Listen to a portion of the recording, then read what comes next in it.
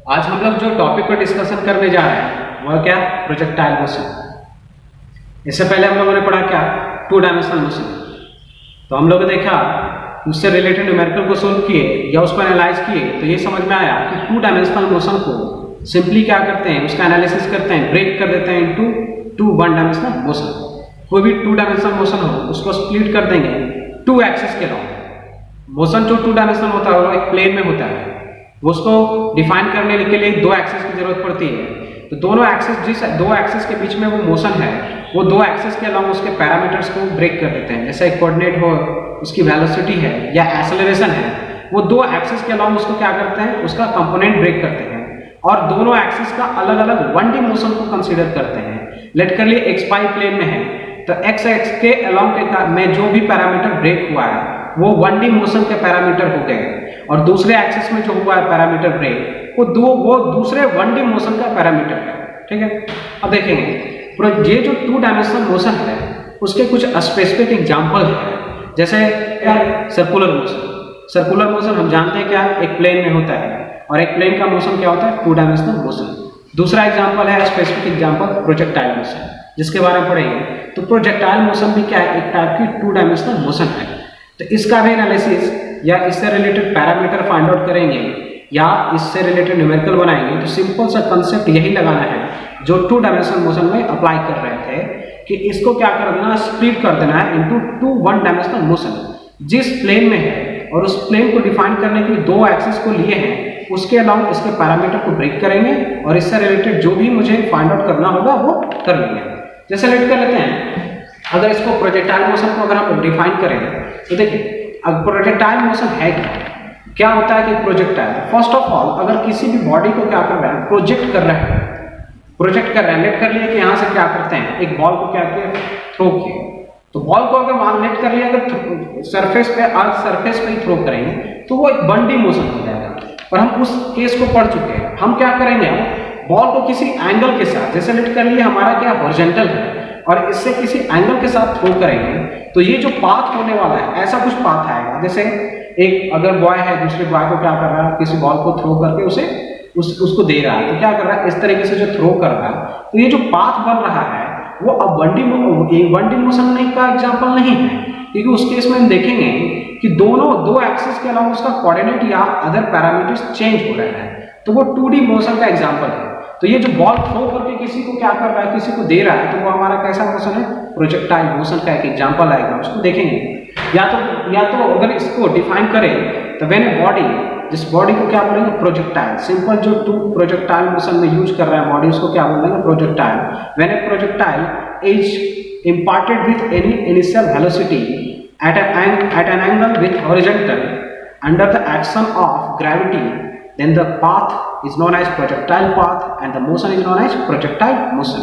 जो भी बॉडी को किसी एंगल के साथ क्या किया गया, इम्पार्ट किया गया है, तो जो पाथ बन रहा है वो क्या है, प्रोजेक्टाइल पाथ, और ये मोशन बॉडी का क्या हो गया, प्रोजेक्टाइल मोशन। इस चीज को देखेंगे क्या कि ये हमारा एक टू डी मोशन का ही एग्जाम्पल है। जैसे इससे रिलेटेड न्यूमेरिकल, इससे रिलेटेड अगर एग्जाम्पल को देखते हैं, लेट फर्स्ट ऑफ ऑल कर लिए, जैसे कैनन, जैसे कैनन है, कैनन से बॉल को अगर या कोई गोला क्या हो रहा है, किसी थ्रो कर रहा हो, तो उसको फायर कर रहा है, किसी कैनन से किसी गोला को क्या कर रहा है, फायर कर रहा है। तो यहाँ से जो क्या हो रहा है, जो बॉल या गोला क्या हो रहा है, थ्रो कर रहा है, तो उसका ये देखेंगे पाथ ऐसा होता है, ना कि वो स्ट्रेट लाइन है। दूसरा एग्जांपल है क्या, जैसे फाउंटेन देखिए, फाउंटेन जो होता है उसमें वाटर ड्रॉप को अगर इमेजिन करें, एक वाटर ड्रॉप का मोशन को कंसीडर करें, तो वो दिखेगा क्या कि यहाँ से फाउंटेन से क्या हुआ, यहाँ से इजेक्ट किया है और ये इस तरीके से मोशन हो रहा है उसका, तो वो भी मोशन एक प्रोजेक्टाइल मोशन ही है, वो भी एक एग्जाम्पल है प्रोजेक्टाइल मोशन का। या तो क्या करें, किसी टावर या टॉप बिल्डिंग से अगर किसी बॉल को थ्रो कर रहे हैं, जैसे टावर से अगर लिफ्ट कर लेते हैं, अगर हॉरिजॉन्टली भी थ्रो करते हैं, तो ये जो पाथ आ रही है वो प्रोजेक्टाइल पाथ है। या किसी एंगल के साथ भी थ्रो कर रहे हैं तो ये भी पाथ कैसा है, प्रोजेक्टाइल पाथ ही होने वाला है। इस चीज को देखते हैं, लेट कर लिए, अगर इसको फिगर वाइज देखें,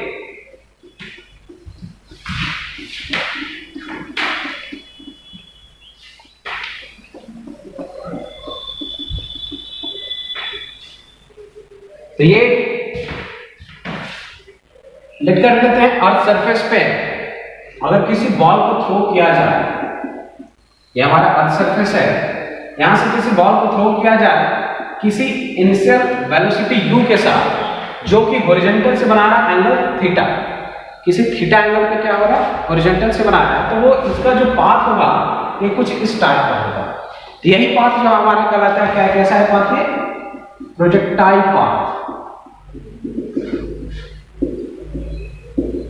ये कैसा पाथ है, प्रोजेक्टाइल पाथ। और जिस पॉइंट से किसी बॉडी को थ्रो करते हैं प्रोजेक्टाइल मोशन के लिए, तो वो पाथ जो हमारा हो जाता है वो होता है क्या, point of projection, point of projection. और ये जो हमारा थीटा है ये हमारा क्या है, एंगल ऑफ प्रोजेक्शन। मतलब हॉरिजॉन्टल से जितना एंगल बना रहा है उसका इनिशियल वेलोसिटी वो हमारा हो गया एंगल ऑफ प्रोजेक्शन। तो ये जो पाथ बन रहा है ये हमारा बॉडी का प्रोजेक्टाइल पाथ, और जो इस पाथ पे जो बॉडी मूव कर रहा है उसके मोशन को बोलेंगे क्या, प्रोजेक्टाइल मोशन। देखिए अगर मान लेते हैं कि मैंने ये जो फ्लैट सरफेस रखा है, मैंने बोला अर्थ सरफेस पे, तो अर्थ सरफेस का अगर एग्जांपल लेते हैं, जैसे लेट कर लेते हैं कि हमारा अर्थ सरफेस है, उसको अगर स्फेरिकल हमने माना है और यहाँ से किसी बॉडी को थ्रो किए हैं, और तो बॉडी जब थ्रो होगा तो यहाँ से लेट कर लेते हैं ऐसा पाथ आया कुछ इस तरीके से इसका मोशन है। तो ये भी एक एग्जांपल है क्या, प्रोजेक्टाइल मोशन का एग्जांपल है। पर हम क्या कर रहे हैं, हमने अर्थ सरफेस को, इस पूरे स्फीयर को मैंने अगर अर्थ लेट कर लिया है तो क्या है, अर्थ का एक बड़ा सा पोर्शन लिया है जो एक दिख रहा है क्या, एक सर्कल का आर्क की तरह जो दिख रहा है वो एक बड़ा सा क्या है, बड़ा सा पोर्शन है। पर हम अभी इस मोशन पे नहीं जाएंगे, एक वाइड रेंज का प्रोजेक्टाइल मोशन को कंसीडर नहीं करने जा रहे हैं। हम लोग क्या कर रहे हैं, एक बहुत ही स्मॉल जो हमारा जो अगर प्रोजेक्टाइल मोशन वो अर्थ के आसपास है और उसकी वेलोसिटी ऐसा भी नहीं है कि जो सैटेलाइट की तरह मूव करे। ये क्या हो गया, एक अर्थ का एक वाइड रेंज को हम लोग कंसीडर कर रहे हैं। तो हम लोग ऐसा मोशन नहीं रखेंगे, हमने सरफेस को फ्लैट किया है। इसका मीनिंग ये है कि हमारा प्रोजेक्टाइल मोशन अर्थ के सरफेस के नियर हो रहा है और उसका जो प्रोजेक्टाइल का जो इनिशियल वेलोसिटी है वो मॉडरेट, बहुत ही हाई नहीं है। ठीक है, तो इस चीज को हम कंसीडर नहीं करेंगे। ये भी प्रोजेक्टाइल मोशन का एग्जांपल है, पर अभी जिस चैप्टर में इतना वाइड रेंज का प्रोजेक्टाइल नहीं दिया है। फिर लेट कर लेते हैं, दूसरा ये है कि ये जो मोशन हुआ है ऐसा पाथ की हुआ है, तो आगे देखेंगे भी। यहाँ देखिए हुआ ये इनिशियल वेलोसिटी के कारण टेंडेंसी इसका इधर था, पर हमेशा एक क्या लग रहा है, इनिशियल वेलोसिटी हमेशा ये लग रहा है इसमें क्या, एक्सेलरेशन। जब अर्थ सरफेस के नियर किसी चीज को थ्रो करेंगे तो अर्थ क्या करेगी, उसको अपनी तरफ पुल करेगी। ये क्या हो गया, एक्सेलरेशन ड्यू टू ग्रेविटी, जो पुल किया जिसके कारण रिजल्टेंट पाथ हमारा ये आया है। ठीक है, तो हम ये है कि g का वैल्यू भी आएगा। तो g का वैल्यू हम जानते हैं कि अगर अर्थ सरफेस पे लेट कर लेते हैं, पोल की तरफ मूव करें या इससे हाइट पे जाए, तो हम जानते हैं कि g की वैल्यू क्या होता है, चेंज होगा। पर हम जब प्रोजेक्टाइल मोशन पढ़ रहे हैं नियर द अर्थ सरफेस, मतलब अर्थ सरफेस के नियर है, तो g की वैल्यू को लगभग क्या मानेंगे, सेम। एक्चुअली में अगर लेट कर ले ये हाइट और ये हाइट को भी कंसीडर करें तो दोनों हाइट पे क्या है, अलग अलग g की वैल्यू है। g की वैल्यू डिफर कर जा रहा है, पर इसका क्या होगा, जो डिफरेंस है बहुत ही माइनर सा है। तो यहाँ पे हम जो प्रोजेक्टाइल मोशन कर रहे हैं वो क्या हो रहा है, अर्थ के सरफेस के नियर है, बहुत ही ज्यादा हाइट का नहीं है और वाइड रेंज का नहीं है, इसलिए g का वैल्यू हम लोग मानेंगे क्या, हर पॉइंट पे लगभग सेम। जैसे इस पॉइंट पे है पॉइंट ऑफ प्रोजेक्शन, या किसी भी पाथ के इस पाथ के किसी भी पॉइंट पे होगा, g की वैल्यू को हम लोग क्या मानने जा रहे हैं, सेम। ये हमारा हो गया एक टाइप का बोल सकते हैं एजम्पशन लिए है, इसको रखना है क्या, कांस्टेंट। और एक और एजम्पशन लेंगे, देखिए आगे जाकर इसको अगर मैं इंक्लूड भी करूंगा कि जैसे मान लेते हैं एनवायरनमेंट में है तो वहाँ क्या है, एयर है, तो अगर बॉल को थ्रो किया जाए तो एयर पे क्या होगा, एक रेसिस्टेंस लगेगा उसके एयर के पार्टिकल्स के कारण, जिसको एयर ड्रैग या एयर रेसिस्टेंस बोलते हैं। इस केस में हम क्या करेंगे, एयर ड्रैग को नेग्लिजिबल मान के चलेंगे। मतलब हम ये सोचेंगे कि हमारा बॉडी जो थ्रो किया गया है वो एक वैक्यूम के थ्रू पास कर रहा है, एयर रेसिस्टेंस को नेग्लिजिबल मान के चल रहा है। ऐसा इसलिए कर रहे हैं क्योंकि अभी अगर यूज करें तो कॉम्प्लिकेटेड हो जाएगा, वो केस आगे इंक्लूड करेंगे जब प्रोजेक्टाइल मोशन पढ़ लेंगे। तो एयर का प्रेजेंस के कारण प्रोजेक्टाइल पे क्या फर्क पड़ता है वो भी पढ़ने वाले हैं। तो देखिए यहाँ पे अगर मान लेते हैं कि ऐसा हो, g के वैल्यू अगर रियलिस्टिक लिया जाए जो हाइट के साथ चेंज होगा या एयर को इंक्लूड किया जाए तो कॉम्प्लिकेटेड भी हो जाएगा, और देखेंगे इसका शेप चेंज होगा और पैरामीटर्स भी चेंज होगा। और अभी क्या क्या ले चुके हैं हम लोग एजम्पशन। पहला एजम्पशन ये है कि हम लोगों ने नियर अर्थ सरफेस लिया है हमारे प्रोजेक्टाइल को, जिसके कारण ये जो हमारा सरफेस है अबाउट मानिए क्या फ्लैट है, मतलब हॉरिजॉन्टल, बहुत ही छोटे से पोर्शन, अर्थ के बहुत ही छोटे से पोर्शन को अगर इंक्लूड करेंगे अर्थ का, मैंने बोला ये पोर्शन पे ही हो रहा है, तो बहुत ही स्मॉल पोर्शन को अगर कंसीडर करेंगे तो किसी भी कर्व का very small portion treated as a straight line. तो यहाँ भी अर्थ है, अगर जरूर स्फेरिकल इमेजिन भी किए हैं, छोटा सा पोर्शन ले रहे हैं तो कैसा है, एक स्ट्रेट लाइन की तरह ही है। तो पहला है क्या, ये फ्लैट सरफेस है, दूसरा है क्या, जी कांस्टेंट है, एंड थर्ड एजम्पशन हम यहाँ पे लिए क्या, एयर रेसिस्टेंस या इसको क्या बोलते हैं ड्रैग, एयर रेसिस्टेंस या एयर ड्रैग इज नेग्लेक्टेड। इसको क्या कर रहे हैं, नेग्लेक्ट करके चल रहे हैं, ये हमारा हो गया।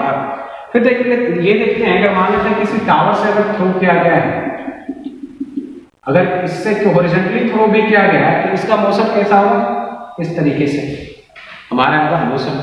या तो अगर लिफ्ट कर लेते हैं इसको हॉरिजॉन्टली नहीं, किसी एंगल्स के साथ भी अगर थ्रो करते हैं, यहाँ लिफ्ट कर लेते हैं किसी एंगल के साथ थ्रो किया गया है, ठीक है, तो यहाँ पे देखेंगे इसका मोशन कैसा होगा, इस तरीके से। ये दोनों मोशन जो है कैसा है, प्रोजेक्टाइल मोशन ही है अभी भी, ये पाथ जो बना है प्रोजेक्टाइल पाथ। मैथ वाले स्टूडेंट को पता होगा कि ये जो पाथ आ रहा है वो क्या है, एक पैराबोलिक पाथ है। एग्जांपल देखते हैं, मैथ का अगर एग्जांपल देखते हैं तो पैराबोलिक पाथ कैसा होता है, लिख कर लेते हैं। पैराबोला को अगर कंसीडर करते हैं तो कैसा आता है पैराबोला, ये एक्स एक्सिस और ये वाई एक्सिस, और पैराबोलिक इस तरीके से थोड़ा होता है पैराबोला। तो यहाँ कंसीडर करो, देखो इससे सिमिलर ये है कि नहीं, यही जो है हमारा जो पाथ होता है प्रोजेक्टाइल पाथ, वो कैसा होता है पैराबोलिक पाथ। ये समझ में आया कि ये पाथ हमारा क्या है पैराबोलिक, और इसका इक्वेशन हम ट्रैजेक्टरी भी फाइंड आउट करेंगे और उससे ये भी प्रूफ करेंगे कि ये पैराबोलिक ही है, ठीक है। सिर्फ देखने से इसको आगे करने वाले हैं और देखेंगे ये चीज कि ये जो मोशन जो हो रहा है हमारा वो कैसा हो रहा है, एक प्लेन का मोशन है। तो हम जानते हैं कि मोशन अगर एक प्लेन में हो तो उस प्लेन को डिफाइन करने के लिए दो एक्सिस की जरूरत पड़ती है। तो ये जो एक्सिस सेलेक्ट कर लेते हैं, ये जो हमारा हॉरिजॉन्टल के अलाउंग है वो एक्स एक्सिस है और इसके जस्ट परपेंडिकुलर हो गया क्या, वाई एक्सिस। तो मोशन जो हो रहा है वो एक्स वाई प्लेन में ही है। तो एक प्लेन का मोशन कैसा होता है, टू डायमेंशनल मोशन। जानते भी हैं कि प्रोजेक्टाइल मोशन जो है एक एग्जांपल है, स्पेसिफिक एग्जांपल है टू डायमेंशनल मोशन का। ये तो एक टू डायमेंशनल मोशन है। और एक इंपॉर्टेंट पॉइंट यहाँ पे ये देखेंगे कि जैसे मान लेते हैं कि अगर किसी भी टू डायमेंशनल मोशन की बात करें, जैसे एक स्पेसिफिक जो हमारा है कि सर्कुलर मोशन की बात करते हैं, तो सर्कुलर मोशन का इतना तो पता है कि क्या होता है कि मूव करता है कोई बॉडी इसके सर्कुलर पाथ पे, लेट कर ले इस पॉइंट पे है, तो टेंजेंशियल वेलोसिटी जो होगा इसका टेंजेंट के डायरेक्शन में, और इसको जो हर पॉइंट पे सर्कुलर पाथ पर चल रही है तो हर पॉइंट पे इसका डायरेक्शन जो चेंज हो रहा है उसके लिए रिस्पांसिबल कौन होता है, सेंट्रीपिटल एक्सेलरेशन। तो सेंट्रीपिटल एक्सेलरेशन, तो यहाँ दो केस पढ़े थे क्या, या तो वेलोसिटी स्पीड इसका क्या होता है कांस्टेंट हो या स्पीड वेरिएबल हो। तो स्पीड कांस्टेंट भी अगर है तो चेंज क्या हो रहा है इसका डायरेक्शन, तो डायरेक्शन के चेंज होने की वजह से क्या हो रहा है एक्सेलरेशन तो आएगा। अब यही बॉडी अगर मूव कर रही है, लेट कर लेते हैं स्पीड कांस्टेंट भी है, तो सेंट्रीपिटल जो एक्सेलरेशन है, तो सेंट्रीपिटल का एक्सेलरेशन जो हमारा होगा वो क्या होगा, एक्सेलरेशन का मैग्नीट्यूड कांस्टेंट होगा। पर डायरेक्शन की बात करेंगे तो बॉडी अगर वहां से इस पॉइंट पे आ गई है तो क्या दिख रहा है, सेंट्रीपिटल एक्सेलरेशन का डायरेक्शन कुछ इस तरीके से, मतलब मैग्नीट्यूड सेम है पर डायरेक्शन चेंज हो गया, तो हम कहेंगे एक्सेलरेशन वेक्टर चेंज हो गया। अगर इसको छोड़कर किसी भी कर्व पाथ की बात करें, लेट कर लेते हैं ऐसा कोई कर्व है, अगर यहाँ भी अगर हम इमेजिन करें कोई भी पाथ टू डायमेंशनल मोशन का कोई भी पाथ को अगर कंसीडर करेंगे तो क्या कहेंगे कि लेट कर लेते हैं इसका एक्सेलरेशन सेम भी है पर वेलोसिटी का चेंज होने का जो डायरेक्ट रेट है दिख रहा है, कर्व है, नॉर्मल हम रैंडम कर्व लिए, अगर लेट कर लेते हैं स्पीड अगर सेम भी होगा तो वेलोसिटी का डायरेक्शन का चेंज होने का जो रेट है वो क्या होगा, डिफर कर जाएगा। जिसके कारण एक्सेलरेशन वेक्टर, मैंने वेक्टर की बात किया, मतलब मैग्नीट्यूड और डायरेक्शन दोनों पे डिपेंड करेगा, तो एक्सेलरेशन वेक्टर डिफर कर जाएगा। But projectile motion is the only example in which body moves on A curve path but it's acceleration vector remains same. Projectile motion एक ऐसा एग्जांपल है जिसमें बॉडी कर्व पाथ पे चलती है पर इसका एक्सेलरेशन वेक्टर सेम रहता है। कैसे? देखिए मैंने क्या बोला कि ये प्रोजेक्टाइल मोशन हो क्यों रहा है, इनिशियल वेलोसिटी u दिया, टेंडेंसी उधर जाने का है, पर g तो हमेशा एक्ट कर रहा है, जिसकी वजह से इसका रिजल्टेंट पाथ इस तरीके से होता है। अगर किसी भी पॉइंट की बात करें, जैसे इस पॉइंट पे हो, इस पॉइंट पे हो, इस पॉइंट पे हो, किसी भी पॉइंट की बात करें तो है तो नियर द अर्थ सरफेस, जिसमें हमने एजम्पशन ले भी लिया है कि बहुत ही माइनर सा होगा, क्या डिफरेंस होगा यहाँ और यहाँ की g के वैल्यू में, जिसको हमने अबाउट क्या मान लिया है, सेम। तो हम हर पॉइंट पे देखें तो g की वैल्यू क्या हो रहा है, सेम। बॉडी एक कर्व पाथ पे चल रही है और ये देख भी चुके हैं, ये कर्व कैसा है, पैराबोलिक। हमारा ये पैराबोलिक पाथ पे चल रहा है, मतलब कर्व पाथ पे चल रही है, पर डायरेक्ट क्या हमेशा क्या है, g की वैल्यू, मतलब एक्सेलरेशन जो रिस्पॉन्सिबल है इसको इस पाथ पे लाने के लिए, इसको कर्व पाथ पे लाने के लिए वो हमेशा सेम रहती है। मैग्नीट्यूड भी सेम और direction is always in downward direction, so acceleration vector remains same. तो ये प्रोजेक्टाइल मोशन, किसी भी प्लेन में जो मोशन हो रहा है वो ऐसा मात्र एग्जांपल है जिसमें बॉडी कर्व पाथ पे मूव करता है और एक्सेलरेशन वेक्टर सेम होता है। अब इससे रिलेटेड देखेंगे, प्रोजेक्टाइल मोशन के पैरामीटर्स फाइंड आउट करेंगे। तो लेट कर लिए इस ग्राउंड से किसी बॉडी को प्रोजेक्ट किया गया है। एक बॉडी है, इसको प्रोजेक्ट करते हैं किसी इनिशियल वेलोसिटी u से, जो कि ग्राउंड से लेट कर लिए थीटा एंगल पे। तो अगर इस बॉडी को u से प्रोजेक्ट किया गया है, पार्ट किया गया है u वेलोसिटी, तो इसकी टेंडेंसी होगी ड्यू टू इट्स वेलोसिटी इस लाइन में जाने का, इनर्शिया के थ्रू इस लाइन में जाने का। पर हम ये जानते हैं कि ग्राउंड से अगर इसको प्रोजेक्ट किए हैं तो हमेशा एक और एक्सेलरेशन इस पे लग रहा होगा, acceleration due to gravity, gravitational field के रीजन से क्या लग रहा होगा, इस पे हमेशा क्या लग रहा होगा, एक g। तो g जो है gravitation, acceleration due to gravity, इस बॉडी को टेंडेंसी दे रहा है हमेशा किधर, इन डाउनवर्ड डायरेक्शन, और u जो वेलोसिटी है इसको हमेशा क्या कर रहा है, एक टेंडेंसी दे रहा है इस लाइन में जाने के लिए। वो बॉडी ना इस लाइन में जा पाएगी और ना ही इसका रिजल्टेंट पाथ दो हो जाता है, वो कुछ इस तरीके से हो जाएगा।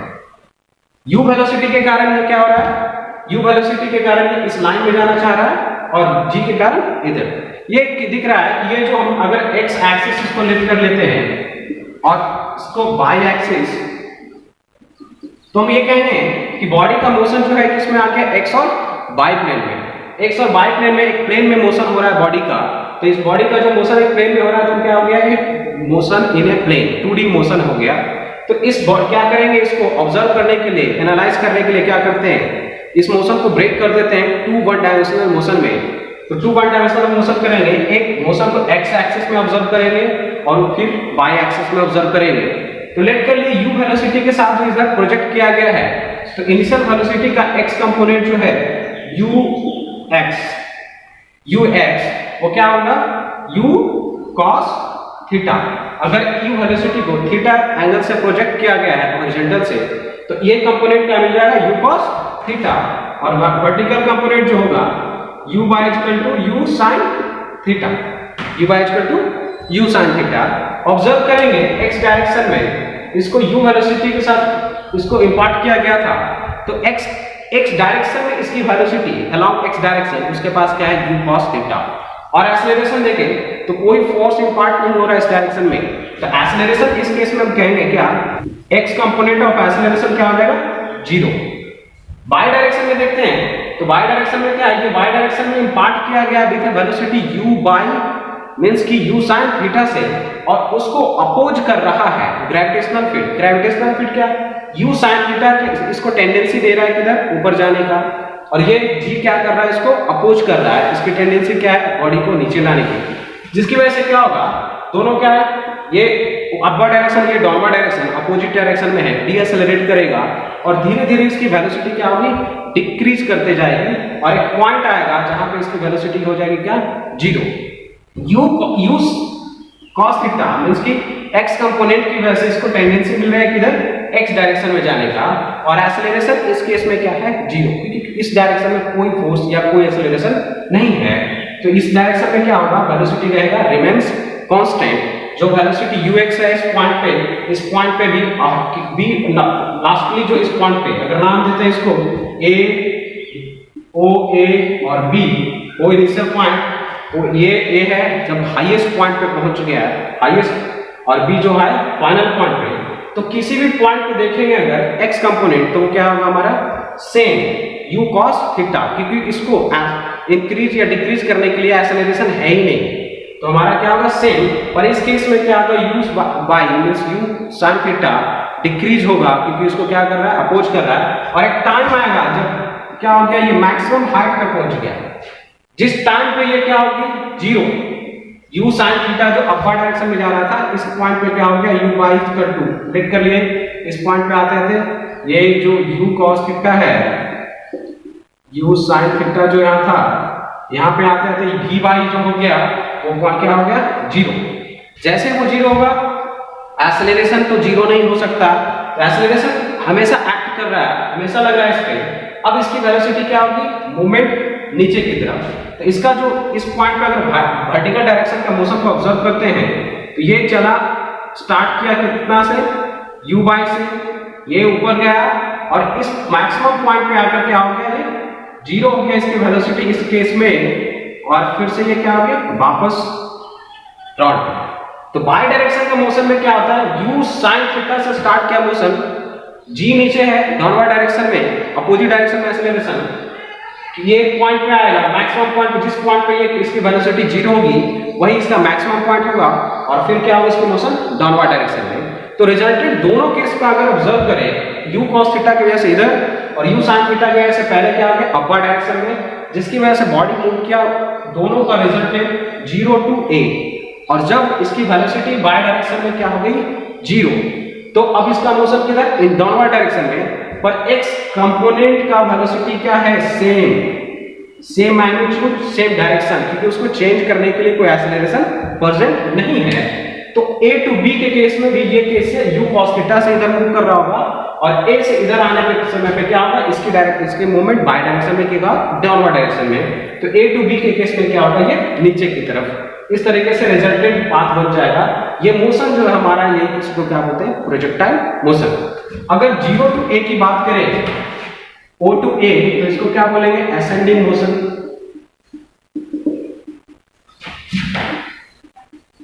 क्योंकि इस केस में बॉडी क्या कर रही है, मूव कर रही है इन अपवर्ड डायरेक्शन में। देख लेते हैं 0 to a अपवर्ड डायरेक्शन में, जैसे इस पॉइंट पे पहुंचे, ये क्या हो जाता है हमारा मैक्सिमम हाइट, इसको बोलते हैं क्या, h max, maximum height attain. a to b, मैंने ब्रेक कर दिया मोशन को, असेंडिंग o to a तक में बॉडी मूव राइज कर रही है, तो असेंडिंग मोशन, और a to b में क्या है, बॉडी फॉल कर रही है, तो ये क्या हो गया, डिसेंडिंग मोशन।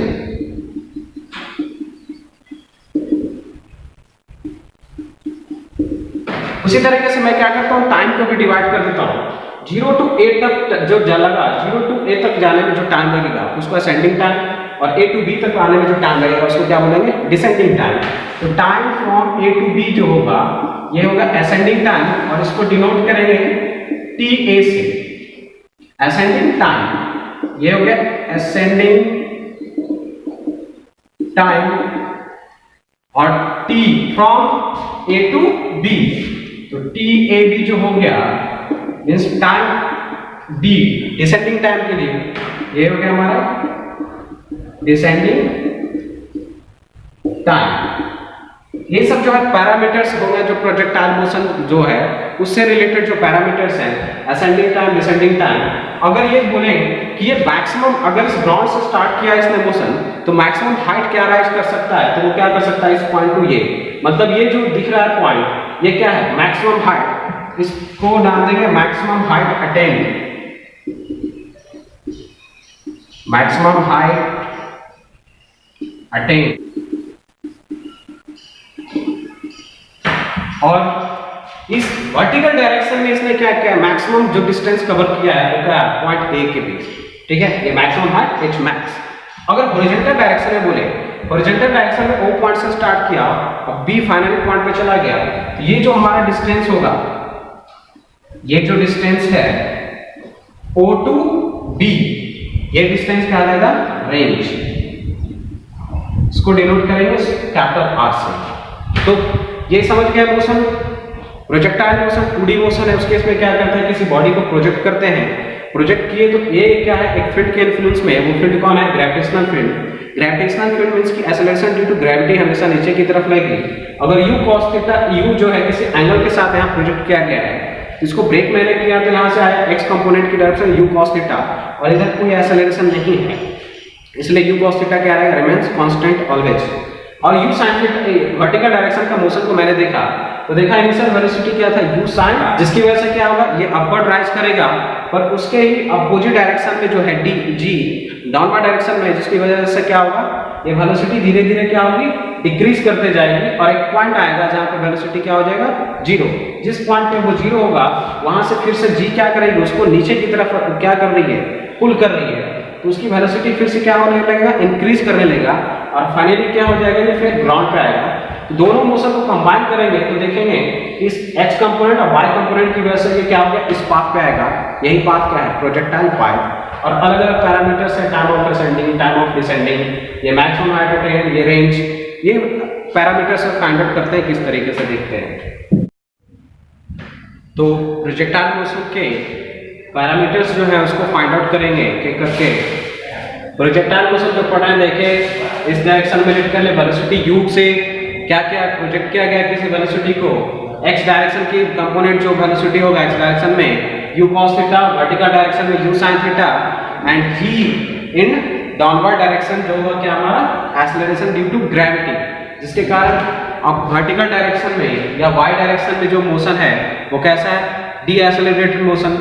जब ऊपर जा रहा है तो डी एक्सेलरेटेड मोशन, और मैक्सिमम हाइट से जब नीचे आ रहा है तो एक्सेलरेटेड मोशन। और in horizontal direction x axis में जो मोशन है वो कैसा है, यूनिफॉर्म, क्योंकि हमारा क्या वेलोसिटी क्या है, कांस्टेंट।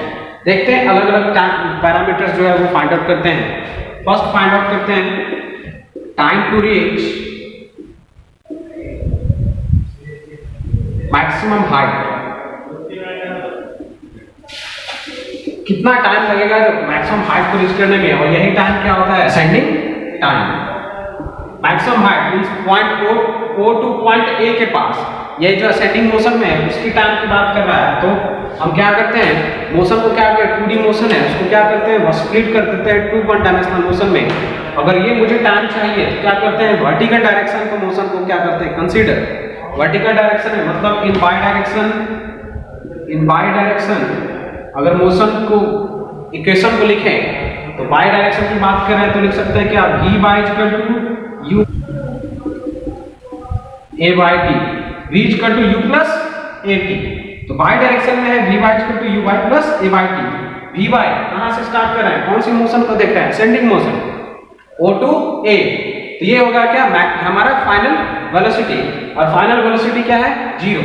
यहां रख देंगे क्या, 0। u by initial velocity in by direction की इनिशियल वेलोसिटी क्या है, u sin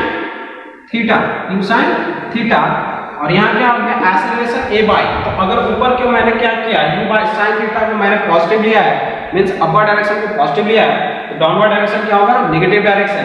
और a बाय जो है हमारा कौन है, ये a bye acceleration in by direction क्या है, g, और वो किधर, डाउनवर्ड डायरेक्शन में, तो क्या करेंगे माइनस g, और टाइम कितना, a टू b तक जाने के लिए जो कि क्या है, असेंडिंग टाइम ta, यहां से ta का वैल्यू जो आ गया, असेंडिंग टाइम वो क्या आ गया, u sin theta upon g, u sin theta upon g।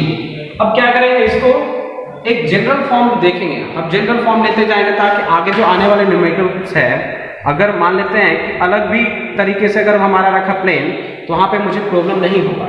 ये क्या करते हैं, time equal to u sin theta upon g जो है, अगर इन जनरल फॉर्म लिखे, इन जनरल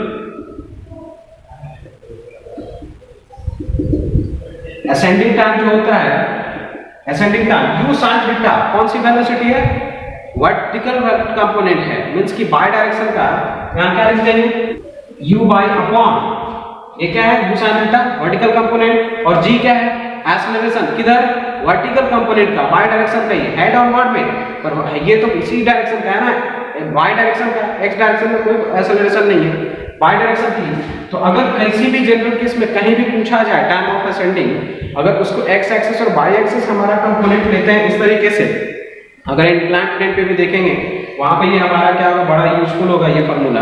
इंक्लाइंड प्लेन इस तरीके से लेंगे कि हम क्या करेंगे, जो मोशन स्टार्ट हो रहा है उसको क्या मिलेंगे x एक्सिस और y एक्सिस, तो उस केस में जनरल फार्मूला ये काम आने वाला है, u by upon a by, u by upon a by, ये हमारा हो गया क्या जनरल फार्मूला।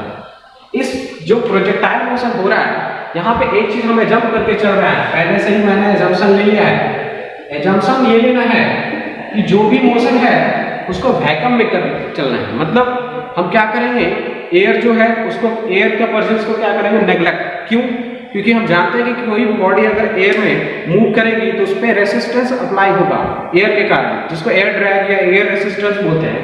तो एजम्पशन पे लेके चलेंगे क्या, एयर ड्रैग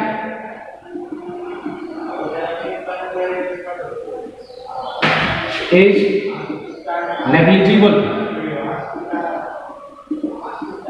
एयर ड्रैग को क्या नेग्लिजिबल लेके चल रहा है, मतलब उसको कंसीडर ही नहीं करेंगे, हम ये समझेंगे कि हमारा जहां पर प्रोजेक्टाइल मोशन हो रहा है वो क्या है, उस केस में हमारा क्या प्रोजेक्टाइल मोशन, वहां एयर का प्रेजेंस नहीं है। अब देखते हैं कि टाइम ऑफ असेंडिंग जो हो गया ये आ गया क्या, u sin theta upon g। अब अगर मैं फाइंड आउट करूं टोटल टाइम कहां से मोशन स्टार्ट किया o से और कहां गया b, तो o टू b में ही हमारा क्या है, बॉडी क्या रहा है, ये बॉडी क्या रहा है, मूव कर रहा है स्पेस में, तो हम क्या कहेंगे टाइम ऑफ फ्लाइट, उस टाइम तक क्या हो रहा है वो फ्लाई कर रहा है, या तो इसको बोलते हैं क्या time of flight, time of flight denote करेंगे क्या TF से, टाइम ऑफ फ्लाइट। अगर ये फाइंड आउट करना है तो मैंने क्या बोला, एजम्पशन लेके चलना है क्या कि एयर ड्रैग क्या है 0, तो उस केस में जितना इस केस में हम देखेंगे क्या हुआ, body by direction, x direction में तो u cos थीटा हमेशा कांस्टेंट है, बाय डायरेक्शन में क्या हुआ, यहां से 0 टू या स्टार्ट किया O पॉइंट से कितना वेलोसिटी से u sin थीटा, और फाइनली कहां हो गया 0 हो गया क्या मैक्सिमम हाइट पे, और फिर से g के वैल्यू हमेशा क्या रहनी है सेम, तो फिर से वो क्या करेगा उसको अट्रैक्ट करेगा, तो फिर वैल्यू 0 से कहां हो जाएगा, इस पॉइंट पे आते थे u sin थीटा, क्योंकि एयर ड्रैग क्या है नेग्लिजिबल है, जिस वेलोसिटी से मूव किया उसी वेलोसिटी से आएगा, क्योंकि एक्सेलरेशन तो चेंज हुआ नहीं है। तो सिमेट्री से ये कर सकते हैं कि जितना टाइम 0 O टू A तक आने में लगा उतना ही टाइम A टू B तक आने में भी लगेगा। सिमेट्री से कर सकते हैं क्या, बाई सिमेट्री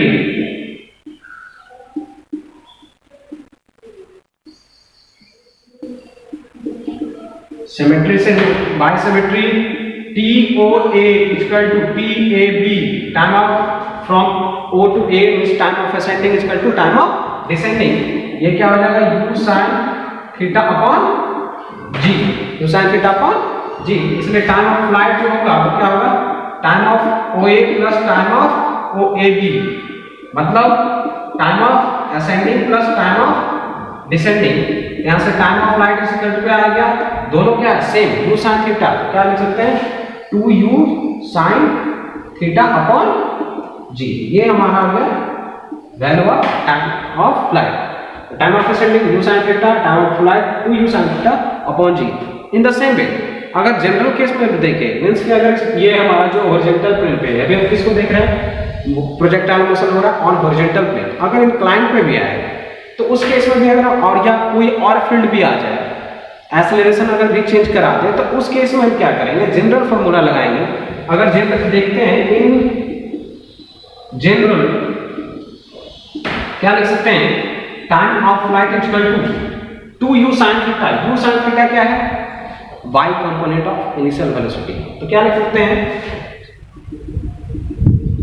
2 इंटू u, या इसको क्या लिख सकते हैं u बाई अपॉन g, क्या है y कंपोनेंट ऑफ एक्सेलरेशन, तो क्या हो गया 2u by upon a by, ये हो गया क्या हमारा जनरल केस। इस तरीके से time of ascending, time of descending same होगा वेलोसिटी, क्योंकि हमने क्या किया, जंप कर लिया है कि नेग्लिजिबल एयर रेसिस्टेंस है, प्रेजेंस नहीं मानेंगे एयर का, उस केस में क्या होगा, दोनों सेम होगा। अगर प्रेजेंस मानेंगे, वो केस भी आगे देखेंगे, उस केस में हमें टाइम ऑफ फ्लाइट और सॉरी टाइम ऑफ असेंडिंग और टाइम ऑफ डिसेंडिंग डिफर कर जाता है।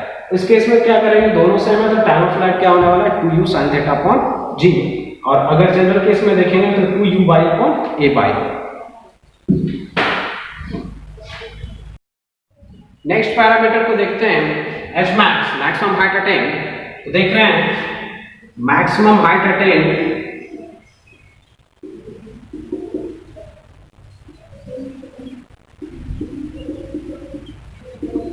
इस केस में क्या है, एक कंपोनेंट लेंगे, वो कौन सा, वर्टिकल कंपोनेंट का मोशन को कंसीडर करेंगे, क्योंकि ये मैक्सिमम हाइट अटेन की बात कर रहे हैं तो बाय डायरेक्शन में ही मोशन है। तो वर्टिकल कंपोनेंट के मोशन को अगर ऑब्जर्व करें तो क्या फॉर्मूला लगा सकते हैं, s equal to ut plus half a t square भी लगा सकते हैं, और v square equal to u square plus 2s भी लगा सकते हैं। मैं सेकेंड वाला इजी होगा। अगर देखते हैं क्या, अगर u बाई की बात किए, u बाई की वैल्यू क्या है, u sin थीटा, एक्सेलरेशन है a बाई इक्वल टू कितना, a by equal to minus g, minus इसलिए क्योंकि u sin थीटा को मैंने क्या ले लिया, पॉजिटिव, तो a बाई क्या हो जाएगा, नेगेटिव। और v बाई की अगर बात करें तो हम क्या कर रहे हैं, मैक्सिमम हाइट अटेन स्टार्ट यहां से हुआ और मैक्सिमम जब जाएगा, मैक्सिमम तभी वो उसकी होगा क्या, डिस्टेंस, जब क्या हो जाए, वो उसका वेलोसिटी, वर्टिकल डायरेक्शन का वेलोसिटी क्या हो जाए, जीरो। वर्टिकल कंपोनेंट का वेलोसिटी जिस पॉइंट पे होता है जीरो, वही होता है क्या, मैक्सिमम हाइट। तो v बाई इक्वल टू क्या हो गया, जीरो। हम फार्मूला जानते हैं, स्पीड इक्वेशन क्या होता है, v square equal to u square plus 2as। तो हम बाई कंपोनेंट की बात कर रहे हैं, इसमें v by square equal to u by square plus 2a by और s, ये जो क्या है, h मैक्स, यहां से h मैक्स की वैल्यू रखेंगे तो क्या हो जाएगा, वैल्यू सबको पुट करते हैं, u बाई क्या हो गया, 0 का स्क्वायर, सॉरी v बाई क्या हो गया, 0 का स्क्वायर, u बाई कितना है वैल्यू, u sin थीटा का होल स्क्वायर, और ये a बाई का वैल्यू माइनस g, तो क्या हो जाएगा, minus 2 into g into h max, क्योंकि क्या है, a बाई की वैल्यू में क्या है, माइनस g, डाउनवर्ड डायरेक्शन में है। यहां से क्या, मैक्सिमम हाइट अटेन अगर फाइंड आउट करेंगे तो h मैक्स की वैल्यू क्या आ गया, h मैक्स की वैल्यू क्या आ गई, मैक्सिमम हाइट इधर भी आएगा तो क्या आ जाएगा, u square sin square theta upon 2g। Formula आ गया क्या, इधर है u स्क्वायर, जीरो है ये, u square sin square theta upon 2g। ये हो गया हमारा क्या, मैक्सिमम हाइट अटेन का वर्टिकल कंपोनेंट के वेलोसिटी का square upon 2 into vertical component of acceleration. मतलब अगर जनरल केस में, फिर से वैसे किसी भी केस में अगर अप्लाई करना हो तो जनरल फॉर्मूला अगर हम निकालते हैं, इन जनरल केस अगर वेलोसिटी क्या चाहिए, इसका फॉर्मूला, तो h max इक्वल टू क्या लिख सकता हूं, u स्क्वायर बाय स्क्वायर, ये क्या दिख रहा है, वर्टिकल कंपोनेंट का वेलोसिटी जो है वो क्या है, u sin थीटा, उसका स्क्वायर है, क्या कर सकते हैं, u बाई का स्क्वायर अपॉन 2, और एक g क्या है, वर्टिकल कंपोनेंट का एक्सेलरेशन क्या हो गया, a बाई, तो u by square upon 2a by. ये आगे जाकर जो स्टार्ट करेंगे इंक्लाइन प्लेन पे बहुत ही ज्यादा ये होगा यूजफुल, वहां पे होगा। तो ये जनरल केस हमेशा देखते चलेंगे, ठीक है। ये मैंने निकाल दिया क्या, मैक्सिमम हाइट अटेन। कलेक्ट कर लेते हैं, रेंज का अगर फाइंड आउट करना है, फॉर रेंज का फॉर्मूला अगर मुझे फाइंड आउट करना है तो देखिए क्या, रेंज का मतलब क्या, बॉडी मूव किया O to B, x axis के अलोंग जो डिस्टेंस है वो वही डिस्टेंस को क्या बोलते हैं, रेंज। रेंज का डेफिनेशन बोलेंगे तो the distance covered by body from initial to final point, मतलब टोटल मोशन हुआ O टू B तक, तो जो हॉरिजॉन्टल डायरेक्शन में या x एक्सिस में जो क्या है उसका मोशन जो डिस्टेंस है वही क्या करना है, रेंज। तो ये रेंज अगर फाइंड आउट करना है तो देखते हैं इन x डायरेक्शन में क्या जानते हैं, मोशन कैसा है, x डायरेक्शन का यूनिफॉर्म मोशन, मतलब कांस्टेंट वेलोसिटी के साथ चल रहा है वो क्या u cos थीटा, तो डिस्टेंस जो होगा x इक्वल टू वो क्या होगा u x, velocity x component of velocity into time, time कौन सा टोटल टाइम मतलब o टू b, और o टू b जो टाइम है वो क्या है टाइम ऑफ फ्लाइट, उसके लिए मैंने फॉर्मूला क्या किया निकाल चुका है उसका वैल्यू, तो ये क्या हो जाएगा x equal to u by t into t, तो x जो है ये हमारा क्या है range r equal to u x क्या है x component of velocity u cos theta and time of flight, ये क्या है time of flight, time of flight की फॉर्मूला क्या है 2u sin theta upon g, 2u sin theta upon g। अगर यहां से इसको अरेंज करते हैं तो ये कैसा दिखेगा 2, इसको लिख सकते हैं क्या u square into 2 sin theta into cos theta upon g, इसको ऐसा लिख सकते हैं। मैथमेटिक्स का ये फॉर्मूला है क्या 2 sin theta into cos theta, क्या उसका फॉर्मूला होगा sin 2 थीटा, यहां से क्या लिख सकते हैं range equal to u square sin 2 theta upon g, ये हमारा क्या आ गया रेंज का फॉर्मूला।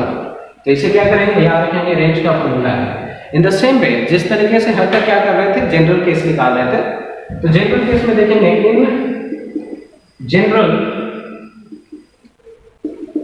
किसी भी जनरल केस में अगर रेंज का फाइंड आउट करना होगा तो रेंज r इक्वल टू क्या होगा देखिए u स्क्वायर है, यहां पे देखेंगे ब्रेक करेंगे यहाँ पे ये क्या है u cos थीटा क्या है x कंपोनेंट, और ये क्या है u sin theta y component, तो क्या हो गया क्या लिख सकते हैं इसको 2 into u x component into u y component upon g क्या है वर्टिकल कंपोनेंट का एक्सेलरेशन, तो क्या हो गया ये a बाई, इस तरीके से जनरल केस का क्या हो गया रेंज निकल जाएगा। जनरल केस में पूछेगा रेंज फाइंड आउट करना है, क्या फाइंड आउट करेंगे 2u cos जो है 2 into ux horizontal component into u by vertical component upon vertical component का एक्सेलरेशन, इस तरीके से क्या कर लेंगे रेंज फाइंड आउट कर लेंगे।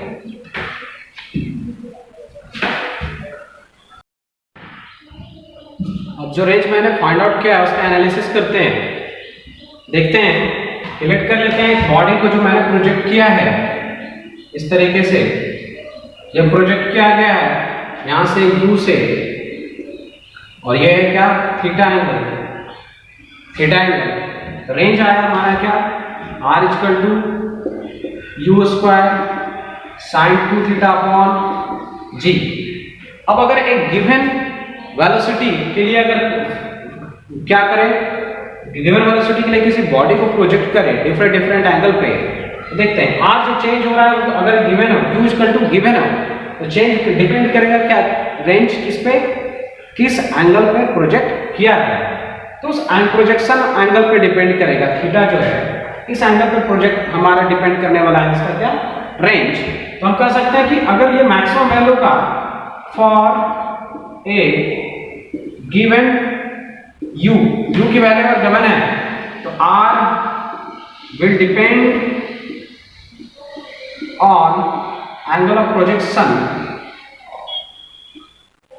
एंगल ऑफ प्रोजेक्शन थीटा पे डिपेंड करने वाला है। तो मैक्सिमम वैल्यू क्या हो सकता है, तो sin 2 थीटा को मैक्सिमम होना पड़ेगा, और sin 2 थीटा मैक्सिमम क्या का वैल्यू क्या हो सकता है 1, तो r विल बी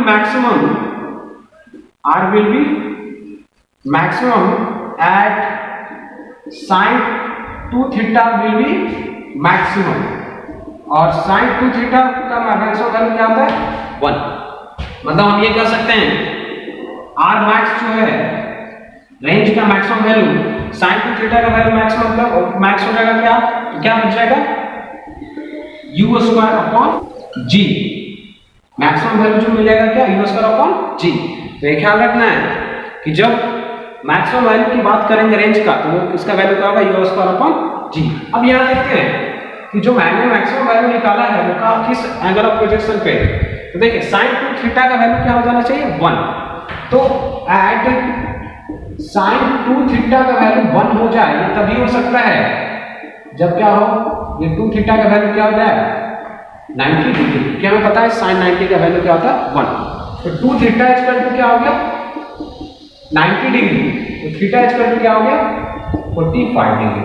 मीन्स ये समझ में आया कि अगर किसी प्रोजेक्टाइल को 45 डिग्री एंगल ऑफ प्रोजेक्शन से प्रोजेक्ट करेंगे तो उसका क्या होगा रेंज मैक्सिमम। नेट कर लिए ये थीटा जो है 45 डिग्री ही है, तो ये जो रेंज आएगा वो क्या आएगा मैक्सिमम, और मैक्स आएगा अगर हमारा ये थीटा क्या हो जाए 45 डिग्री। इस चीज को एनालाइज करते हैं कि होगा क्या। लेट कर लिए कि हमने theta angle theta equal to 0 से ड्रॉप क्या क्या प्रोजेक्ट किया, तो थीटा इक्वल टू 0 मतलब क्या हॉरिजॉन्टल है, इस हॉरिजॉन्टल पे ही फेंक देंगे। ऐसे क्या करेंगे प्रोजेक्ट करेंगे, तो पहली बात तो प्रोजेक्टाइल मोशन होगा ही।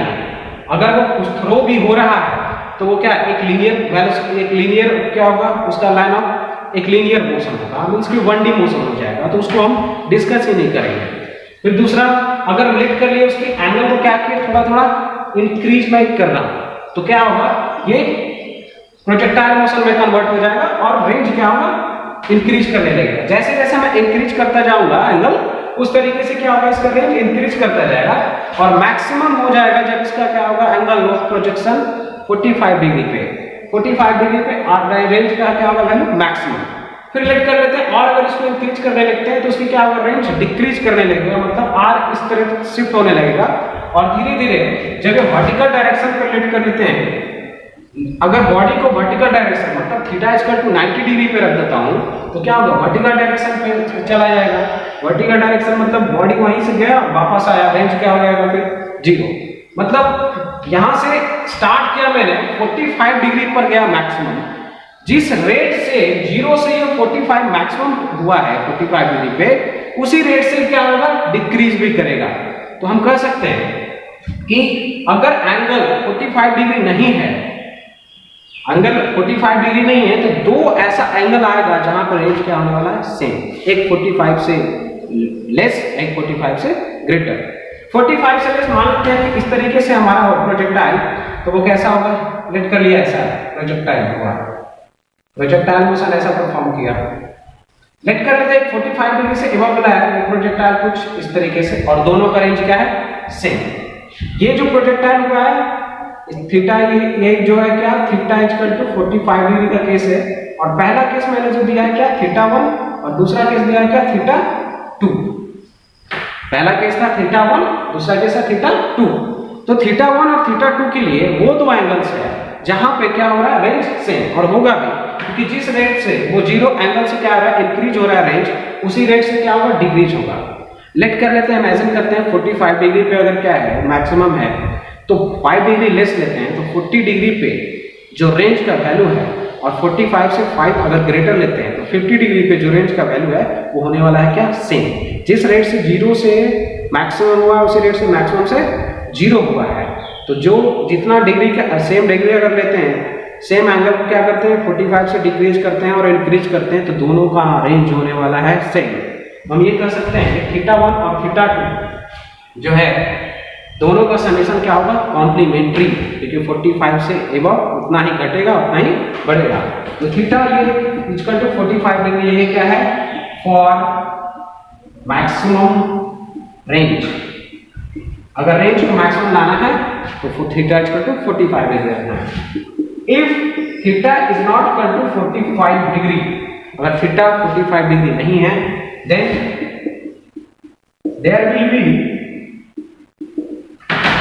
there will be two angles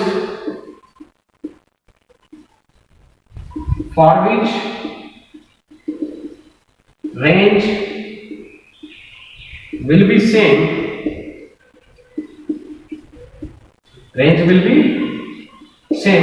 and those angles are complementary.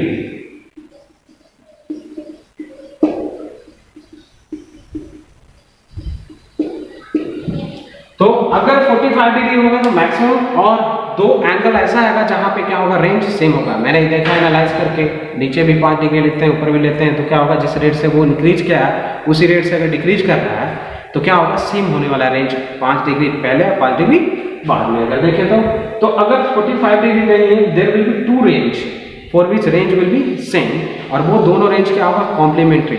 Late करिए 45 से 5 नीचे, 45 से 5 है वो क्या 50, दोनों का एडिशन क्या है 90, कैसा है, कॉम्प्लीमेंट्री एंगल। एग्जांपल के तौर पे देखिए तो यहाँ से θ1 और θ2 क्या हो जाएगा, θ1 प्लस θ2 इक्वल टू क्या होगा π/2, ये होगा हमारा कॉम्प्लीमेंट्री एंगल। इस तरीके से क्या होगा, रेंज को देखते हैं। देखते हैं प्रोजेक्टाइल मोशन के ड्यूरिंग जो किसी भी प्रोजेक्टाइल का है वेलोसिटी कैसे फाइंड आउट करेंगे। अगर कोई बॉडी प्रोजेक्टाइल मोशन कर रहा है तो किसी भी इंटरमीडिएट पॉइंट पे क्या होगा वेलोसिटी। लेट करिए इस तरीके से किसी बॉडी को प्रोजेक्ट किया गया है, इनिशियल वेलोसिटी है u, थीटा एंगल के साथ प्रोजेक्ट है तो इसकी x component ux equal to क्या हो गया u cos थीटा। इस डायरेक्शन को लेट कर लिए, मान लीजिए x एक्सिस और इस डायरेक्शन में मान लीजिए क्या है y एक्सिस। तो इसमें क्या हो गया, इनिशियल वेलोसिटी u बाय जो हो गया u sin थीटा, और ये देखिए क्या एक्सेलरेशन जो है a y इक्वल टू क्या लिख सकते हैं माइनस g, नीचे की तरफ a y equal to minus g। अब ये जो है एक पॉइंट पे जाके क्या होगा, इसका वर्टिकल कंपोनेंट का वेलोसिटी क्या हो जाएगा 0, और वो पॉइंट क्या होगा मैक्सिमम हाइट उसी पे अटेंड करेगा, तो u y इक्वल टू यहां पे इस पॉइंट पे क्या हो गया 0। अब लेट कर लेते हैं कि किसी भी इंटरमीडिएट पॉइंट पे मुझे फाइंड आउट करना है इसकी वेलोसिटी, ठीक है। तो ux इक्वल टू अगर इनिशियल देखें, इनिशियल वेलोसिटी वेक्टर जो होगा, इनिशियल वेलोसिटी वेक्टर तो क्या लिख सकते हैं u equal to ux I plus u by j। u equal to यहाँ पे u क्या है x component u cos theta I plus u sin theta j, ये हमारा क्या इनिशियल वेलोसिटी वेक्टर। मुझे किसी भी इंटरमीडिएट पॉइंट पे लेट कर लिया t इक्वल टू 0 से स्टार्ट किया motion eight any point at any time t पे, इस पॉइंट पे आ गया पॉइंट p पे, और यहाँ पे मोशन जो होगा उसका वेलोसिटी का डायरेक्शन कैसे करते हैं, पाथ के टेंजेंशियल डायरेक्शन में, ये हो गया वेलोसिटी। और लेट करिए वेलोसिटी यहाँ हो गया क्या v, और इस टाइम पे इसने एंगल बनाया है θ1, चेंज हो गया एंगल, यहाँ थीटा है वेलोसिटी का हॉरिजॉन्टल के साथ, यहाँ लेट करिए क्या हो गया θ1, हॉरिजॉन्टल के साथ θ1 एंगल पे है। तो अगर इसका कंपोनेंट ब्रेक करेंगे x और y डायरेक्शन में तो क्या हो जाएगा यहाँ पे v cos θ1, ये v sin θ1, इस तरीके से। फिर मुझे समझ में आया अगर मुझे इसी फाइंड आउट करना है पॉइंट p पे, जो कब t इक्वल टू t पे पहुंचा था पॉइंट p पे, उससे वेलोसिटी इसकी v जो हो गई और हॉरिजॉन्टल डायरेक्शन से उस वेलोसिटी का कितना एंगल बना रहा है θ1, तो ये वेलोसिटी क्या होगा ये फाइंड आउट करना है। तो 2D मोशन है, ब्रेक करते हैं इसको 1D मोशन में, क्या कर लेते हैं इस केस में x एक्सिस और y एक्सिस को अलग अलग स्टडी करते हैं। तो देखते हैं इन x डायरेक्शन में क्या दिख रहा है, x डायरेक्शन में हमारा क्या बॉडी मूव कर रही है u cos थीटा से, और इस केस में क्या होता है एक्सेलरेशन क्या होता है x डायरेक्शन में 0।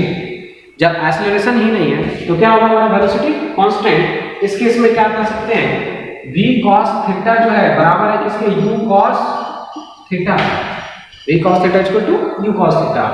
y डायरेक्शन में, इन y डायरेक्शन में क्या है, जा रही स्टार्ट की वेलोसिटी कितना से u sin थीटा से, पर इसको डी एक्सेलरेट कर रहा है, किसकी वजह से हो रहा है g की वजह से। तो हमारा मोशन कैसा होगा डी एक्सेलरेटेड मोशन, फिर एक्सेलरेटेड मोशन होता है जब नीचे आने लगेगा, मतलब एक्सेलरेशन है। तो इस केस में अगर हम इसका लिखें क्या, इस डायरेक्शन में अगर लिखा जाए मोशन तो क्या हो जाएगा हमारा vy equal to, y direction में क्या लिख सकता हूँ vy equal to u by plus a by t लिख सकते हैं, vy equal to u by plus a by t, क्योंकि t टाइम इस पॉइंट पर पहुंचे हैं, ठीक है, एक्सेलरेशन नीचे की तरफ है। तो यहाँ से vy इक्वल टू क्या है, उस केस में एट टाइम t पे वर्टिकल कंपोनेंट ऑफ वेलोसिटी क्या है v sin θ1 equal to u by क्या है initial component of by direction initial velocity क्या कंपोनेंट क्या है u sin थीटा, क्या हो गया u sin theta minus A by क्या है माइनस जी इंटू टी। इस तरीके से आ गया हमारा क्या, ये हो गया क्या इनिशियल एक्स कंपोनेंट का जो हो गया हमारा एट टाइम टी पे जो हो गया एक्स कंपोनेंट की वेलोसिटी, और बाय एट पॉइंट टी पे वाई कंपोनेंट की वेलोसिटी, इसको थीटा 1 है ये। तो यहां से एक्स कंपोनेंट और वाई कंपोनेंट, तो एट टाइम टी पे अगर वेलोसिटी वेक्टर लिखा जाए v इक्वल टू, तो क्या लिखेंगे vxi plus vyj, x component और वाई कंपोनेंट इस तरीके से लिखा। तो इसका अगर वैल्यू रखते हैं vx का, तो x तो हम जानते हैं क्या, x कंपोनेंट को क्या होता है सेम, क्योंकि उस डायरेक्शन में कोई एक्सेलरेशन है नहीं, वेलोसिटी क्या रहेगा सेम। तो क्या हो जाएगा u cos थीटा i, क्योंकि v cos थीटा i का v cos theta i theta 1 जो बराबर होगा u किसके, u cos थीटा, और v by कौन है v sin थीटा 1, उसकी जगह पे क्या लिख सकता हूं plus u sin theta minus gt, u sin theta minus gt, किस डायरेक्शन में, बाय डायरेक्शन में। तो क्या हो गया वेलोसिटी वेक्टर इस तरीके से मुझे फाइंड आउट करना। अगर इसके मैग्नीट्यूड की बात करें तो क्या लिख सकते हैं मैग्नीट्यूड का वेक्टर, अगर v इक्वल टू करें v, तो क्या हो जाएगा अंडर रूट x कंपोनेंट का स्क्वायर प्लस y कंपोनेंट का square, under root u cos theta का square plus u sin theta minus gt का स्क्वायर। इस तरीके से क्या होगा स्क्वायरिंग करेंगे। स्क्वायर करने के बाद ये देखते हैं u square cos square theta, और इससे में मिलेगा क्या u square sin square theta. यहां से मैं लिख सकता हूं क्या v equal to under root u square cos square theta plus u square sin square theta plus g square t square minus 2u gt sin theta minus 2u gt sin theta. इस तरीके से मैं उसका दोनों को square करके add करना है। तो यहां से क्या दिखा u square cos square theta और u square sin square theta में अगर u स्क्वायर को कॉमन ले लेते हैं तो sin square theta plus cos square theta का वैल्यू क्या आएगा 1। तो v इक्वल टू क्या हो गया, इसकी वैल्यू मिलाकर 1 बचा क्या u square plus g square t square minus 2u gt sin theta. ये आ गया हमारा क्या equation for velocity at any time t, किसी भी टाइम पे। अगर यहाँ पे क्या अननोन क्या है मेरे पास, sin थीटा वही है स्टार जिससे किए थे, सिर्फ चाहिए क्या टाइम, किस टाइम पे चाहिए उस टाइम को पुट करेंगे और उसका वेलोसिटी फाइंड आउट कर लेंगे। ये हो गया उसका मैग्नीट्यूड। वेक्टर मेथड में अगर जानना चाहेंगे तो क्या कर लेंगे, अगर एंगल जानना है थीटा 1 लेट कर लिए, थीटा 1 हॉरिजॉन्टल से कितना एंगल पे है, अगर ये फाइंड आउट करना है तो क्या लगाते हैं tan थीटा 1 इक्वल टू क्या होगा vertical component upon horizontal component. करके देखे थे क्या हो जाएगा, ये हमारा वर्टिकल कंपोनेंट और ये हॉरिजॉन्टल कंपोनेंट। यहां से vertical theta tan theta 1 equal to vertical component क्या आ जाएगा, वर्टिकल कंपोनेंट की वेलोसिटी देखते हैं u sin theta minus gt upon u cos theta. यहां से थीटा 1 इक्वल टू क्या हो जाएगा tan inverse u sin theta minus gt upon u cos theta. इस तरीके से क्या कर लिए, डायरेक्शन में फाइंड आउट कर लिए कि कितना एंगल पे हॉरिजॉन्टल से कितना एंगल पे क्या होगा हमारा वेलोसिटी का डायरेक्शन होगा, और उसका मैग्नीट्यूड फाइंड आउट कर लेंगे इससे।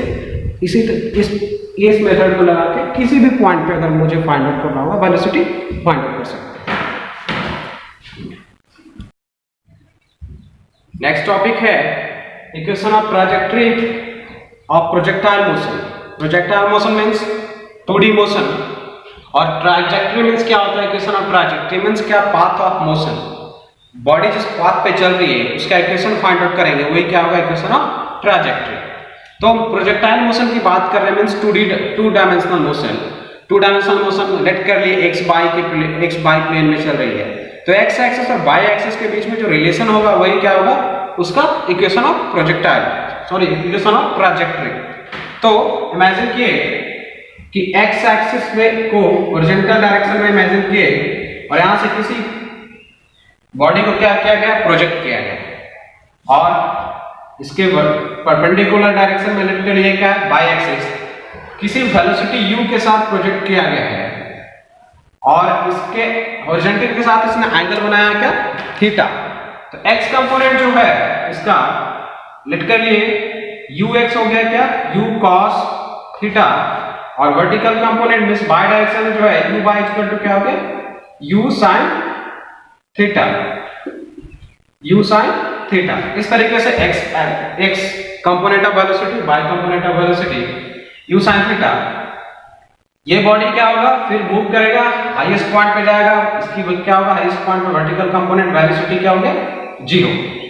ये स्टार्ट किया गया था process at t equal to 0 पे।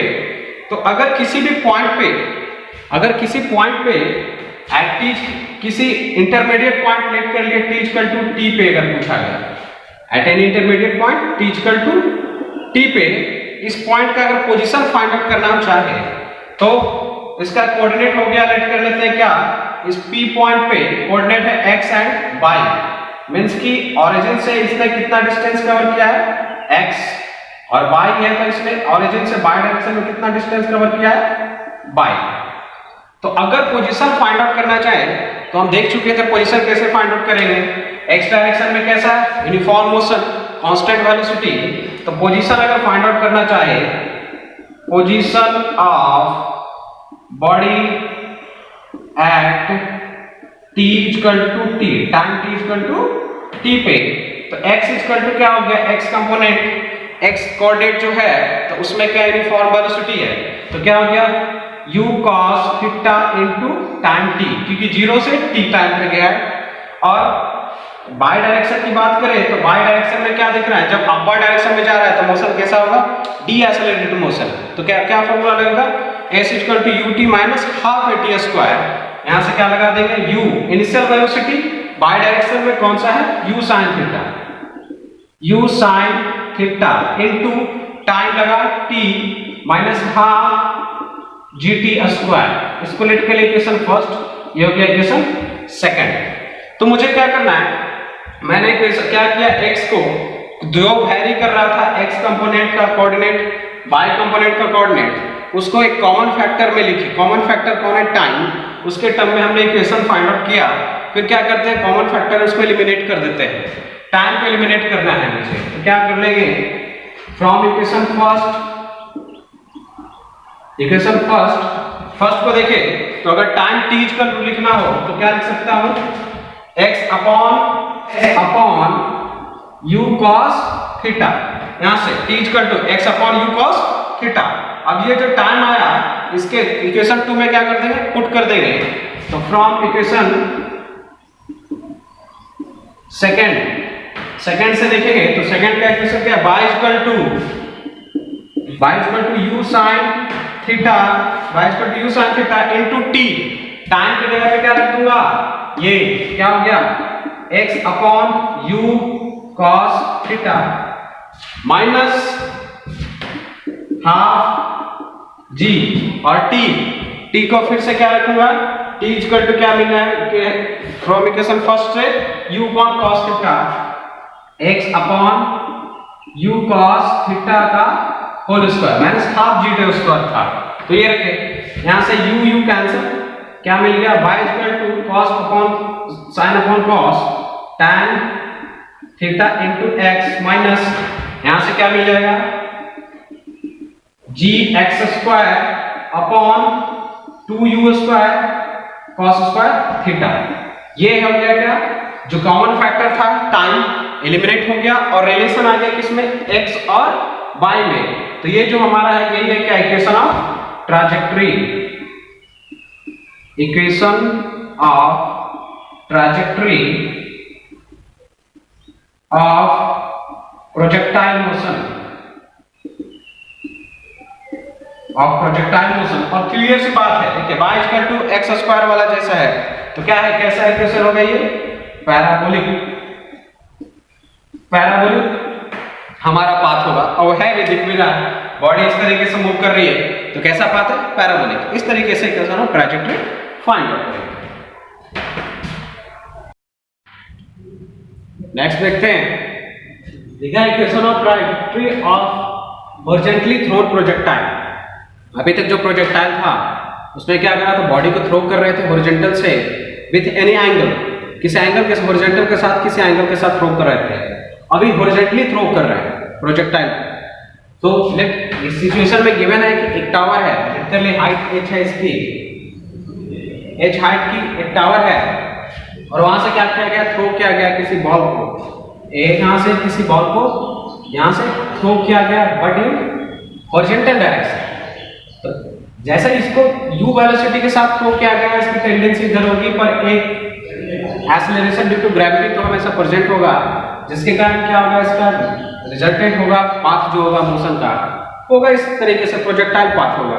तो इसका क्या निकालना है, trajectory, equation of trajectory. Equation of trajectory find out करने के लिए क्या करेंगे, x जो दो डायमेंशन में चेंज हो रहा है कोऑर्डिनेट, उसके बीच में क्या पता करना होता है, रिलेशन, कॉमन फैक्टर, यहाँ पे टाइम होगा। लेट कर लेते हैं जिस पॉइंट से इसे थ्रो किया गया है वो है ऑरिजिन है, और इस पॉइंट को लेट कर लिए x एक्सिस और ये y एक्सिस। यहाँ पॉइंट को ऑरिजिन से थ्रो किया गया है, तो इसका x और y कंपोनेंट जो होगा, अगर ux की बात करें, x component of velocity, x direction में जो थ्रो किया गया है कितनी वेलोसिटी से थ्रो किया गया है, u से, u वेलोसिटी के साथ थ्रो किया है, तो x कंपोनेंट जो होगा क्या होगा, u एक्सेलरेशन, तो x डायरेक्शन में कोई फोर्स एक्ट नहीं हो रहा है, कोई एक्सेलरेशन नहीं, क्या हो गया, zero. In the same way u y equal to y direction में क्या है, जो u फेंका गया वो क्या है, हॉरिजॉन्टली टोटली x डायरेक्शन में, इसका कोई कंपोनेंट y डायरेक्शन में नहीं होगा, क्या हो गया, जीरो। और a y इक्वल टू क्या हो गया, a y किधर है, किस डायरेक्शन में, अगर ऊपर को मैंने पॉजिटिव लिया तो नीचे क्या हो गया, माइनस g। मुझे फाइंड आउट करना है इक्वेशन ऑफ ट्रैजेक्टरी, मींस कि x y के बीच में रिलेशन कैसे निकालेंगे। इक्वेशन फाइंड आउट करते हैं, x डायरेक्शन में देखते हैं, इन x डायरेक्शन में देखते हैं डिस्टेंस अब जो होगा, x डायरेक्शन में मोशन कैसा है, यूनिफॉर्म मोशन की एक्सेलरेशन उस केस में क्या है, जीरो। तो हमारा यूनिफॉर्म मोशन होगा तो x equal to ux into t, at t क्या है, at any point p, let कर लिए कोऑर्डिनेट इसका हो गया x y, t equal to 0 से इसको थ्रो किया गया था और p पॉइंट पे पहुंचा है t इक्वल टू t पे, तो ux इनटू t, तो x इक्वल टू क्या हो गया, ux का कितना है, u इनटू t, ये हो गया x का वैल्यू। अगर यहां से हम t निकालना चाहो तो t इक्वल टू क्या होगा, x अपॉन u। इसको लेट कर लिए इक्वेशन फर्स्ट। बाय डायरेक्शन में देखते हैं, इन बाय डायरेक्शन में क्या होगा, इक्वेशन लिखेंगे क्या, y equal to u by t plus half a by t square. इस तरीके से इक्वेशन फाइंड आउट होगा। और y मींस क्या, y कोऑर्डिनेट रखते हैं सारी वैल्यू, u बाय कितना है, 0, तो ये वैल्यू कितना हो गया, टोटल 0, और a बाय क्या है, माइनस g, क्योंकि डाउनवर्ड डायरेक्शन में, minus half g t square. इसको कर लिया इक्वेशन फर्स्ट।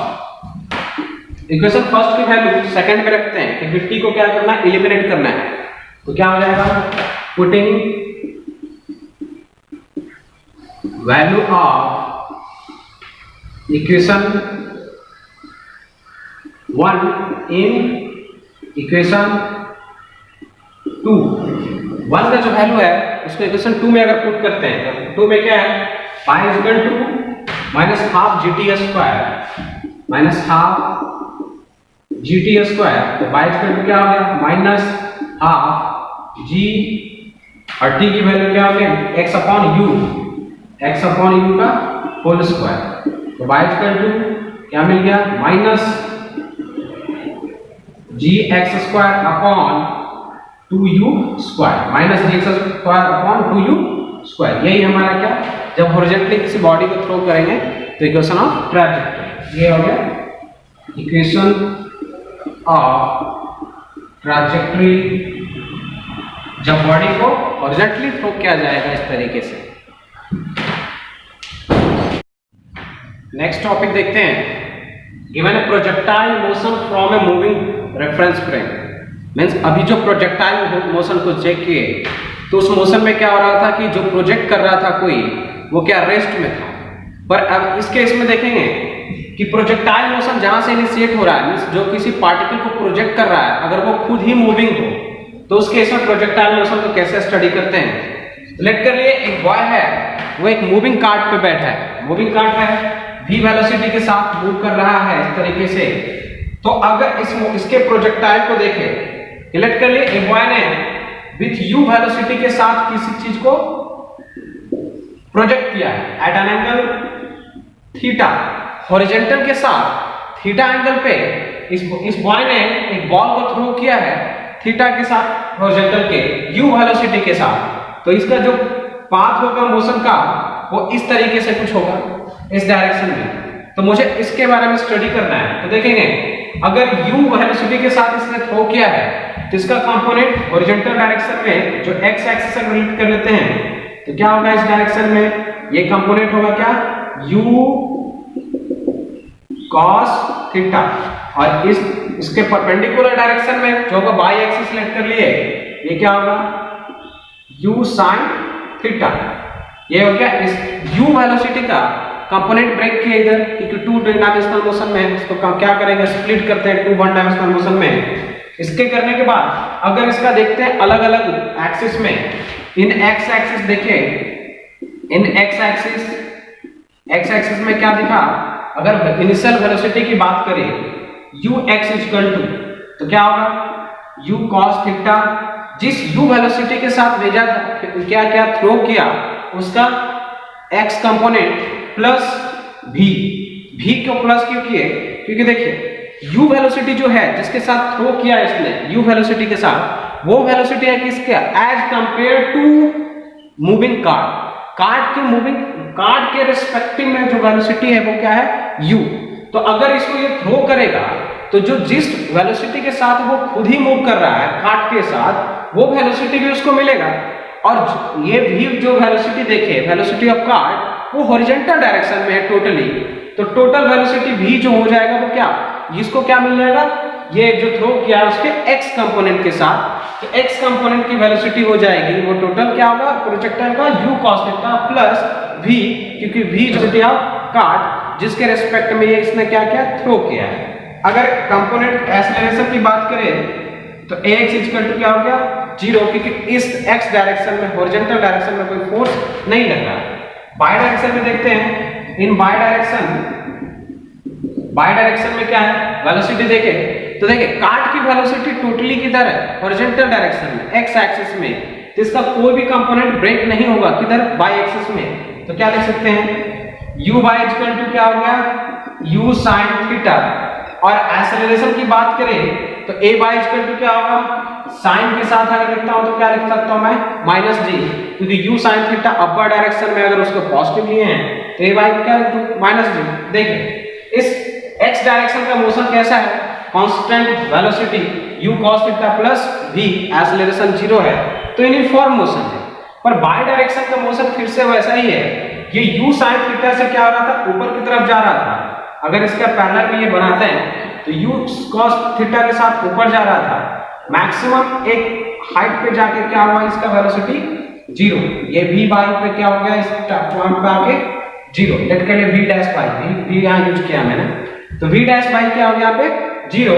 फिर से हमेशा एक एक्सेलरेशन तो लग रहा है ना, एक्सेलरेशन ड्यू टू ग्रेविटी, जिसकी वजह से क्या हो रहा है, बॉडी फिर से वापस आ रहा है ग्राउंड पे। तो इसका मोशन क्या है, ऊपर जाते समय डीएक्सेलरेटेड मोशन और नीचे आते समय एक्सेलरेटेड मोशन। ये क्या हो गया, हमने बाय डायरेक्शन में देखा है तो क्या हो गया माइनस g, क्योंकि g क्या है हमेशा इन डाउनवर्ड डायरेक्शन। मुझे अलग अलग पैरामीटर्स अगर फाइंड आउट करते हैं, जैसे अगर लिख कर लिया मुझे चाहिए टाइम ऑफ फ्लाइट, जिसको क्या TF से डिनोट करते हैं। तो टाइम ऑफ फ्लाइट का फॉर्मूला क्या होगा, जनरल फॉर्मूला याद करेंगे तो देखिए प्रोजेक्टाइल मोशन के केस में टाइम ऑफ फ्लाइट डिपेंड करेगा सिर्फ y कोऑर्डिनेट पे। यहां से यहां तक जो मूव किया है तो कितने देर एयर में रहा है वो y कोऑर्डिनेट पे डिपेंड करेगा। तो हम देखे भी थे जनरल फॉर्मूला, अगर टाइम ऑफ फ्लाइट का आया था तो क्या आया था 2u by upon a by, मतलब 2 into by component of velocity, initial velocity और बाई कंपोनेंट ऑफ एक्सेलरेशन। इस केस में क्या होगा, टाइम ऑफ फ्लाइट सेम रहेगा, क्योंकि टाइम ऑफ फ्लाइट चेंज नहीं होगा, क्योंकि हमारा जो मोशन लिए भी है मूविंग कार्ट वो किधर है, एक्स डायरेक्शन में है। बाई डायरेक्शन को कुछ क्या ये क्या हो गया, एक्स डायरेक्शन में है, तो परपेंडिकुलर कंपोनेंट तो कोई ब्रेक होगा नहीं। परपेंडिकुलर कंपोनेंट क्या होता है, जीरो। तो v का परपेंडिकुलर बाई डायरेक्शन में कोई कंपोनेंट है ही नहीं, तो वेलोसिटी जो पहले था वही रहने वाला है। यहां से क्या हो गया, u2 u बाई कितना है, u sin theta upon a by direction का एक्सेलरेशन, तो क्या हो गया g। तो जो हमारा टाइम ऑफ फ्लाइट का फॉर्मूला था 2u sin theta upon g, वही सेम रहा। अगर रेंज की बात करें,